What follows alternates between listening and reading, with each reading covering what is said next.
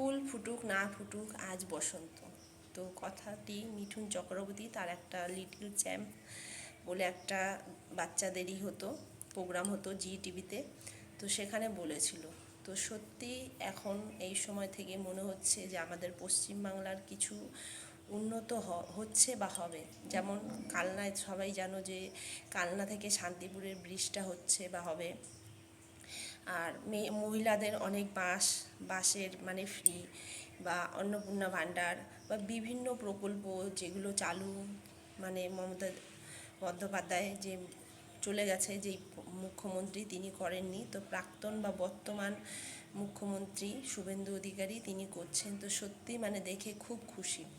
তো আমি কোনো পার্টিকে বিশ্বাস করি না, কোনো লোককেও বিশ্বাস করি না। হ্যাঁ, কারোর কাজগুলোকে ভালোবাসি, তাতে সে পুরনোই হোক বা নতুনই হোক, সে যদি ভালো কিছু কাজ করে তো আমি তাদের মন থেকে সাপোর্ট করি বা তাদের উৎসাহিত করি বা তাদের মানে সম্মান জানাই। তো যাই হোক, মমতা বন্দ্যোপাধ্যায় সব কাজ যে খারাপ করেছিল সেটা না।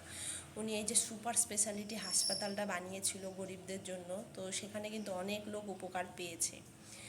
আর যিনি বর্তমানে হয়েছেন শুভেন্দু অধিকারী, তিনিও অনেক ভালো কাজ করছেন। তো সত্যি মানে প্রশংসনীয় বা প্রশংসার যোগ্য। তো যাই হোক, যেই কাজই করে সব কিন্তু খারাপ কাজ করে না, ভালো কাজও কিছু করে।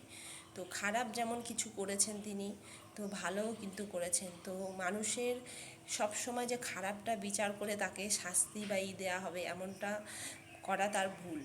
হ্যাঁ, সে খারাপ কাজ করে দিয়ে তার খারাপ কাজগুলো শুধরানোর একটা টাইম বা সময় দেওয়া আমার মনে হয় উচিত, বা তাকে সংশোধন করার কিছু অন্তত সময় দেওয়া উচিত। আর যিনি বর্তমানে হয়েছেন তারও যেই প্রত্যেকটি পদক্ষেপে মানে কি বলবো, সেই অর্জুন যেমন চোখ পুরো দিয়ে রেখেছিল মানে এক দৃষ্টিতে, তো প্রত্যেকটি তারও মেম্বারের প্রতি যেন তিনি সজাগ সতর্ক সাবধান থাকে।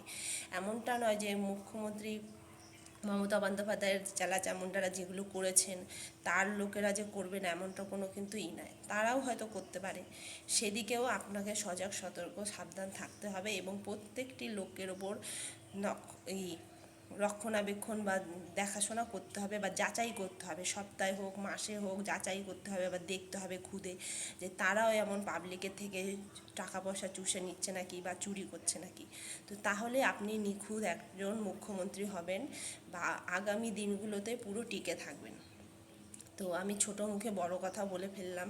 তো আমি আপনার পশ্চিমবাংলার একজন নাগরিক, একজন নাগরিক। তো আমার মনে হলো কথাগুলো আমার মানে বলা দরকার, তো বললাম। ভুল ত্রুটি হলে ক্ষমা করে দেবেন।